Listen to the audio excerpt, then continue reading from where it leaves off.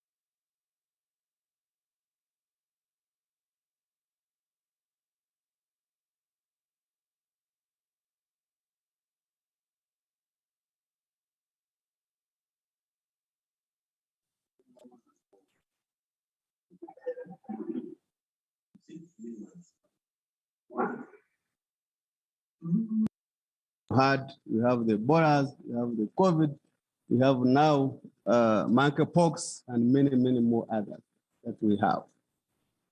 The question now is how can we gain from these pathogens?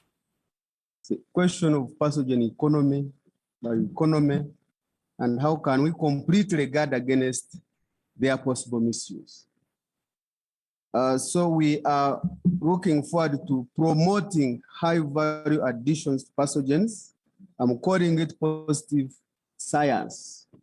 Positive science meaning that we are looking towards the manufacture of vaccines, rapid diagnostic tests, immunological probes, sensors, markers, antidotes, and all these can be done in Africa, while completely suppressing the negative efforts, the negative forces for misuse of these agents.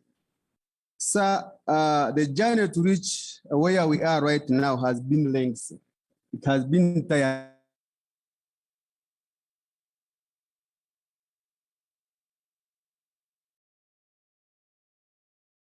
Very hard, but I'm here to inform you that the outcome of regulatory and certification framework.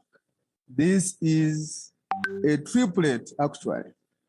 It is a triplet because it contains the minimum standards of biosafety and biosecurity. It contains the scored standard assessment checklist, and it also has the recognition and certification framework. So all those three will really put the African high containment facilities into check, and we are very sure that the scientists will be able to use them amicably for the betterment of the Africa and the global health. Your Excellency, sir, allow me to inform you that there is no tomorrow for managing safety biosecurity in Africa. We cannot hide our heads in the sand anymore, and nor do we have any luxury to underestimate the risk of emerging and emerging pathogens to our national safety and security. Africa has learned a lot from the COVID-19 pandemic, and we cannot afford to be left behind ever. So I therefore conclude by asking you kindly and humbly to galvanize all possible support. Technical, not only financial, technical, financial, all these things, so that we have expeditious implementation of this noble regulatory tool in all member states as much as possible. The Eastern and Horn of Africa member states were ready yesterday.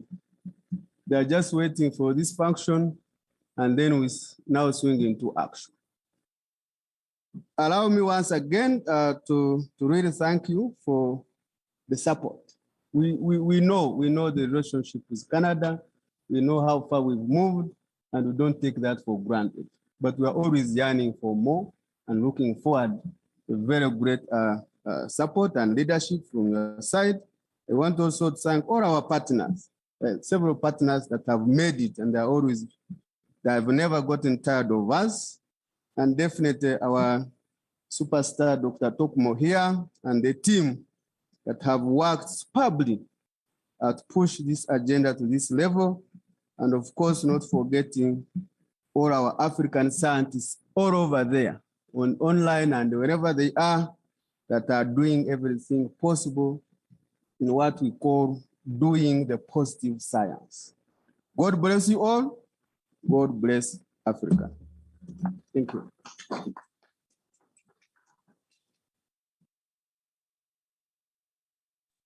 Yeah, thank you, Mr.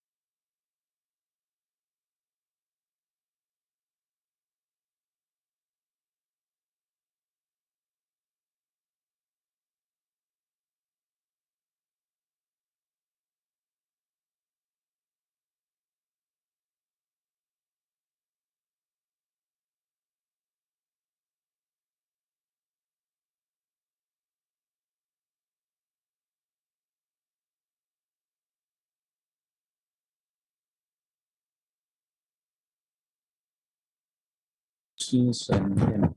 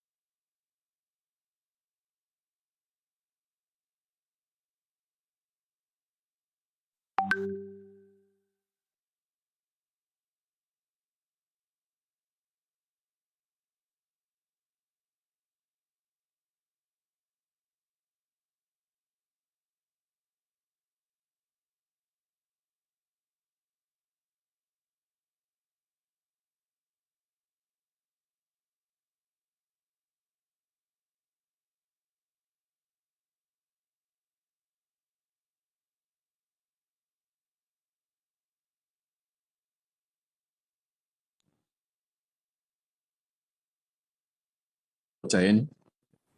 Program Director. So let me take this opportunity to acknowledge the presence of His Excellence, Mr. Spison, Ambassador for Canada and permanent representative here in Ethiopia. Let me also take this opportunity to acknowledge the presence of the CEO for SLM, Mr. Ngobil Ndlovu. Also the presence of the chairperson for the technical working group for East Africa. And of course, our guests that are here with us physically and those that have joined us online. My role here is to provide you a short journey and overview of the regulatory and certification framework that Dr. Henu has indicated, which we are launching today. I'll give you first just a brief background in terms of how it fits within the overall biosafety and biosecurity initiative, and also touch a little bit on why we thought about having this regulatory and certification framework. Has already been touched by Mr. Atek. And then, of course, the journey that we took up to the time that we are launching today. And a few things in terms of where do we go from here. As we, when we look at some of the indicators and markers globally, you would realize that biosafety and biosecurity is still quite underdeveloped here in Africa. When I look at one of the measurement matrices that are used globally, the Global Security Index report of 2021, you would find that there were only 2 countries in Africa that managed to get at least 50% in the core capacity for biosafety.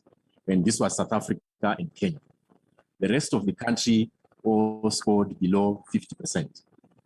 When you look at biosecurity, under the same Global Health Security Index report of 2021, you would also see that none of the African countries scored more than 30% on the Global Health Security Index scorecard on biosecurity. This really shows how our biosafety and biosecurity systems are still underdeveloped. When you bring this much closer to home, when you look at the WHO joint external evaluations conducted between 2016 and 2019, of the 42 African Union member states that participated in these evaluations, the average performance in biosafety was only 32%. This shows that then we needed as a region to come up with some innovative approaches that will ensure that we start capacitating and strengthening our biosafety and biosecurity systems. As indicated by Dr. Henu, in 2019, our partners, African Union member states, our regional and global partners, came and gathered in this very same compound at HAU to launch the Africa CDC Biosafety and Biosecurity Initiative. And the main goal of this initiative was really to strengthen the biosafety and biosecurity systems of the African Union member states, so that they can then have the capacity to comply with many of the international, national, and regional frameworks, regulations, and treaties that most of them have already signed to. I can cite a few examples for you, including the International Health Regulations of 2005, the Biological Weapons Convention, the United Nations Security Council Resolution 1540, and of course, the multi-country global health security agenda.